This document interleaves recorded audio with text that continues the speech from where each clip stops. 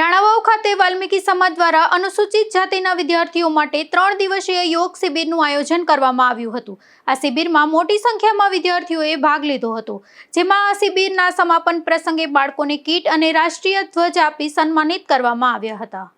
આ પ્રસંગની વિશેષતા એ રહી કે પોરબંદરના વતની અને શહીદ વીર મુનાફભાઈ અલ્લારખાના પરિવારના હસ્તે ધ્વજવંદન કરવામાં આવ્યું હતું, જેમાં ધ્વજવંદન અને રાષ્ટ્રગાન બાદ શાળાના વિદ્યાર્થીઓ દ્વારા તૈયાર કરવામાં આવેલ ભવ્ય સાંસ્કૃતિક કાર્યક્રમ રજૂ કરવામાં આવ્યો હતો, જેમાં દેશભક્તિ ગીતો, દેશભક્તિ કવિતાઓ, વક્તવ્ય તેમજ લઘુનાટિકા આઝાદીની ગાથા રજૂ કરવામાં આવી હતી।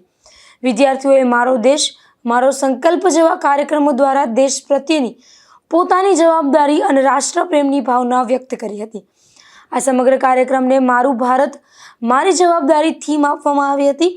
આ થીમ દ્વારા વિદ્યાર્થીઓમાં દેશ પ્રત્યેની ફરજ અને જવાબદારીની ભાવના વધુ મજબૂત બને તેવો સંદેશ આપવામાં આવ્યો હતો। આ કાર્યક્રમના અંતે શાળાના આચાર્ય દ્વારા વિદ્યાર્થીઓને સંબોધન કરવામાં આવ્યું હતું। આ ભવ્ય ઉજવણીમાં મોટી સંખ્યામાં વિદ્યાર્થીઓએ ઉત્સાહપૂર્વક ભાગ લીધો હતો। મારું નામ દર્શિત ગોસ્વામી છે। આજરોજ 15મી ઓગસ્ટની સ્વતંત્રતા પર્વની પહેલાં તો સર્વે ભારતવાસીઓને હાર્દિક શુભકામનાઓ।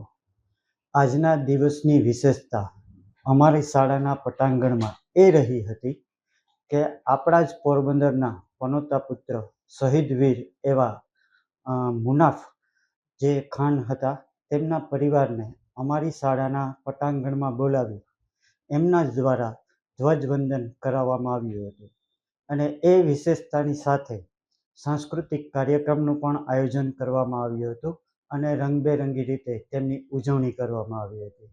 આ પ્રસંગે શાળાના ટ્રસ્ટી કમલભાઈ પાઉ, હિતેનભાઈ પાઉ તથા અનિલભાઈ બાપોદરા દ્વારા સૌને સ્વાતંત્ર્ય દિવસની શુભેચ્છાઓ પાઠવવામાં આવી હતી। નિપુલ પોપટ સાથે અશોક થાનકી, ગુજરાત ન્યૂઝ, પોરબંદર।